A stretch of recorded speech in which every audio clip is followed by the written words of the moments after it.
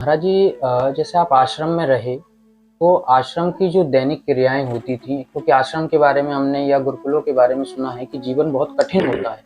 तो आपकी आयु मात्र 5 वर्ष की, तो आप उन क्रियाओं को यदि आपको याद ज्ञात हो तो कैसे आप उनको कर पाते थे, या कैसे? मुझे मुझे बहुत बहुत अच्छी आश्चर्यचकित होता हूँ मैं इनको सुनकर मुझे कि 5 वर्ष की आयु में कैसे एक बालक गुरुकुल जीवन को जी पाता है।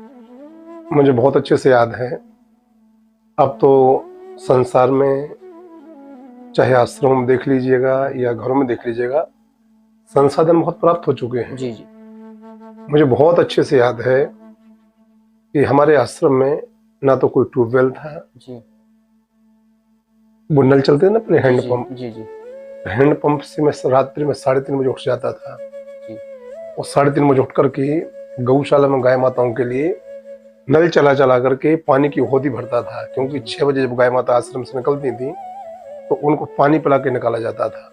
वो होदी भरनी पड़ती थी। वो नल इतना वजनदार था, जी उसको चलाने के लिए पानी निकालने चलाता था, जी। मैं खुद लटक जाता था। जी तो पहले नल चला करके नित्य गाय माताओं के लिए होदी भरता था।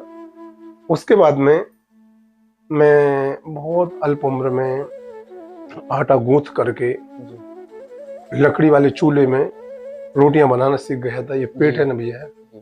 जब माता पिता ना रहे सानिध्य में, माता पिता का सानिध्य ना मिले, माता पिता साथ में ना रहे, ये पेट सब कुछ करा देता है।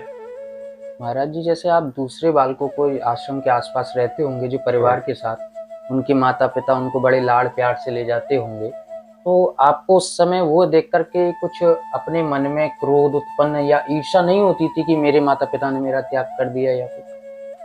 नहीं, देखो, मैं फिर से कहना चाहूंगा, मेरे माता जी पिता ने त्याग तो नहीं किया है। जी मेरे माता पिता आज भी मुझे प्राणों से ज्यादा प्यार करते हैं। जी मेरे पिताजी स्वामी जी को इतना मानते कि जी स्वामी जी के आग्रह को वो दुराग्रह में नहीं बदल पाए। जी मतलब स्वामी जी के लिए भगवान मानते हैं। आज भी मेरी घर की परंपरा है कि मेरे पूज्य पिताजी स्वामी जी को पहले नंबर पर, जी भगवान को दूसरे नंबर पर। जी जी। तो गुरु भक्ति बस पहले। गुरु भक्ति पहली, ईश्वर भक्ति। क्योंकि गुरु गोविंद दोनों खड़े, काके लागू पहंग, बलिहारी व गुरु का आपकी जो गोविंद बताए, गुरु ही भगवान से मिलाता है। तो मेरे पूज्य स्वामी जी के ऊपर, स्वामी जी की कृपा मेरे पिताजी के ऊपर इतनी ज्यादा रही, तो उनकी बात को नहीं टाल पाए। उनके ऋण इतने हैं मेरे हमारे घर के ऊपर, उनकी कृपा और उनके उपकार इतने ज्यादा मेरे घर के ऊपर, स्वामी जी उनके पिताजी उनकी बात को नहीं टाल पाए और मुझे दे दिया। महाराज जी, उस समय शायद में आपकी कथा चल रही थी ग्वालियर में, जब परम पूज्य गुरुदेव का स्वर्गवास हुआ था, बैकुंठवास हुआ था।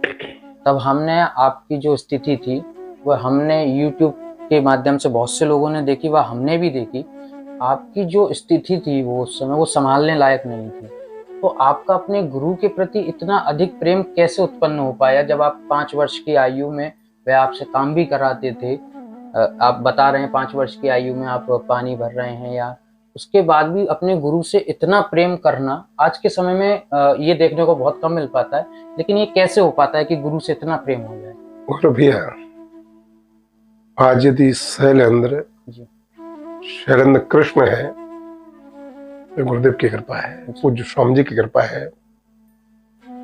निश्चित है, आप शायद सानिध्य में थे ग्वालियर में। जी 9 अप्रैल 2021 शुक्रवार का दिन, शिव चतुर्दशी, जिस दिन मेरे पूज्य स्वामी जी का महाप्रयाण हुआ इस दुनिया से। और ये खबर जैसे ही मुझे आश्रम परिवार के द्वारा प्राप्त हुई, तो मुझे ऐसा लगा कुछ क्षणों के लिए जी कि जैसे शरीर में से प्राण निकल जाते हैं, तो शरीर समाप्त हो गया, शरीर की कोई हैसियत नहीं बची।